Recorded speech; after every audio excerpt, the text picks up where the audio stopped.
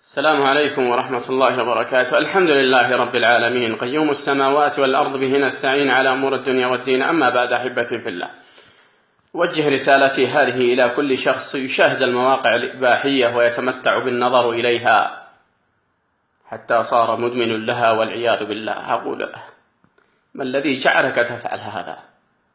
ستقول: والله الغرائز الجنسية والشهوات ومدري إيش وكذا وكذا.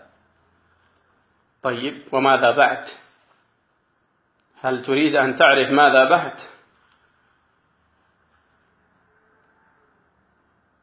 عدم الخوف من الله العلي القدير الذي خلقك ويعلم سرك وعلانيتك، عدم قوة الإيمان بالله، التساهل في معصية الله. والله لو كان عندك قوة إيمان ما شاهدت هذه البلاوي وهذه الخزايا وهذه المنكرات وهذه القاذورات. عندما تشاهد المواقع الإباحية وتمتع نظرك فيها، بل وتزيد على ذلك تستخدم العادة السرية، لماذا تفعل بنفسك هذا كله؟ أتخشى الناس ولا تخشى الله؟ أنا أتحداك تفعل هذه الأشياء أمام الناس، سوف تلطم، لأن الناس كلهم يمقتون هذا. لكن أمام الجبار العظيم لا تستحي من الله ولا تخاف الله ولا تراقب الله. الله سبحانه وتعالى ينظر إليك، ألا تستحي منه؟ ألا تخاف من الله؟ ألا تخشى الله؟ ألا تخشى عقاب الله أن ينزل بك تلك الساعة وأن تفعل هذه؟ الله رحيم بك، أنه ما قبض روحك وأنت على هذه الفاحشة وأنت على هذا الجرم العظيم. النبي صلى الله عليه وسلم يقول: العين تزني وزناها النظر، وأنت تنظر إلى الزانيات والزواني، عليهم من الله ما يستحقون، وتمتع نظرك بهذه المحرمات. الله سبحانه وتعالى قال: إن السمع والبصر والفؤاد كل أولئك كان عنه مسؤولا. سوف تحاسب إن لم تتوب إلى الله، وإن لم تستغفر الله، وإن لم تلجأ إلى الله سبحانه وتعالى. المدمنون على المواقع الإباحية يشتكون من قلة الرزق وعدم التوفيق في الحياة، ويشتكون من المصائب والنكبات، ويشتكون من بغض الناس لهم.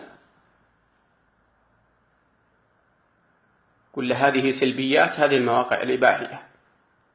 أقسم بالله لو كان عندك قوة إيمان بالله ما فعلت هذا، ولو كان في قلبك خوف من الله ما فعلت هذا. فاتق الله في نفسك يا أخي، استحي وخاف الله وراقب الله. استحي من الجبار الذي ينظر إليك والذي يراك. ما هذه القاذورات التي أنت عليها؟ تب إلى الله، والجأ إلى الله، واستغفر الله، واعلم أن الله غفور رحيم، واعلم أن باب التوبة مفتوح. ولكن إن أصريت وبقيت على هذا الحال حتى الممات فأنت على خطر عظيم والعياذ بالله. إن ذنوب الخلوات سبب الانتكاسات، وإن ذنوب الخلوات من أسباب سوء الخاتمة والعياذ بالله. اتق الله عندما تراودك نفسك التي يأمرها الشيطان عن النظر لهذه الأشياء، فقل: لا، إني أخاف الله رب العالمين، إن الله يراني، لن أفعل هذا، أعوذ بالله من الشيطان الرجيم. قوي إيمانك واتق الله، واعلم أن من ترك شيئا لله عوضه الله بخير منه. واسأل الله سبحانه وتعالى أن يرزقك الزوجة الصالحة وأن يعينك على ذلك. نسأل الله العفو والعافية، نسأل الله العفو والعافية، نسأل الله العفو والعافية. هذه رسالتي بين يديك، أقول لك: الحق نفسك بتوبة واستغفار ورجوع إلى الله قبل موتك، ولا تكرر هذه الأفعال، فأنت لا تدري إن فعلت هذه الأفعال وقبضت روحك أنك في خطر عظيم وعلى خطر عظيم وقادم إلى خطر عظيم والعياذ بالله. اللهم إني قد بلغت، اللهم فاشهد، والسلام عليكم ورحمة الله وبركاته.